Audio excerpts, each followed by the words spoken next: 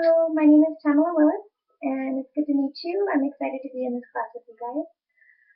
A little bit about myself. I was a former emergency room nurse for the last 6 years.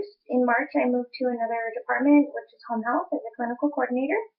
I am certified in ACLS, PALS, NRP, and of course BLS. I used to attend regular airway labs. I've learned how to intubate, and I also did the teaching for Portacath access to our local EMS and for the clinical competencies for our hospital. I am an EHR super user for Meditech and also Kinzer, which is used in home health and hospice. Um, this clinical coordinator position is very new for me. It's a type of management position, and I'm catching on quite well. I'm a very detail-oriented person. I'm dedicated and I'm focused on detail. Very, very focused on detail.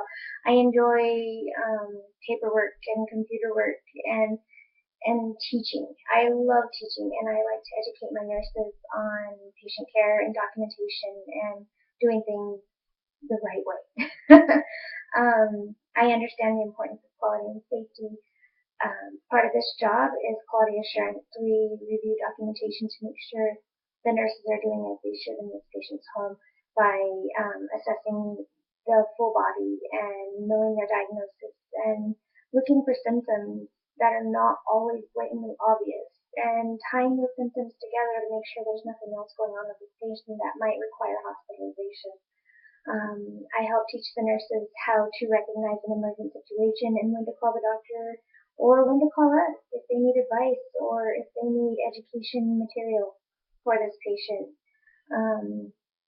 I've been working with our staff in the office on unit huddles, and with home health, it's not exactly the same. We can't necessarily meet in the office every morning as some of the nurses schedule their visits prior to coming to the office.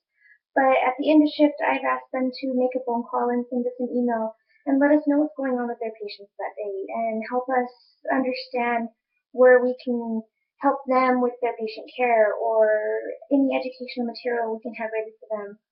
Or, excuse me, or if the patient needs to call an on-call nurse in the middle of the night, the nurse will give that information to the next nurse coming on so that way this patient can have continuity of care. There will be no issues with the assessments and everything will be as it should be and the patient can get the best care possible. We like to monitor performance data and how they're doing, and we have this system that monitors points that they're doing. And it helps us understand what the nurses are doing all day, how many patients they're seeing, what kind of quality care they're giving their patients, what kind of visits they're doing. And with this, we're able to help our nurses utilize their time better and give this time to their patients. They're able to educate them more and help them with their disease process, go over their medications more, and help them stay out of the hospital. It keeps them at home and they feel safer at home. Nobody likes being in the hospital. So if we can help them feel comfortable in their environment with what's going on, the better they are. We like to encourage the nurses to ask us for help and not be afraid if they make a mistake. That's how they learn. And as long as we can prevent them from making a horrible mistake and causing the patients to be in an unsafe environment, then we need them to come to us.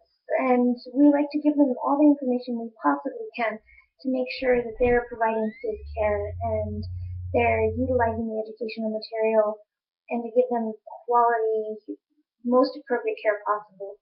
Um, I I can talk about this all day long, but I'm so excited to be working with you guys, and I can't wait to get all this project going with this huddle and see what more I can learn. It's great to meet you. Thank you. Bye bye.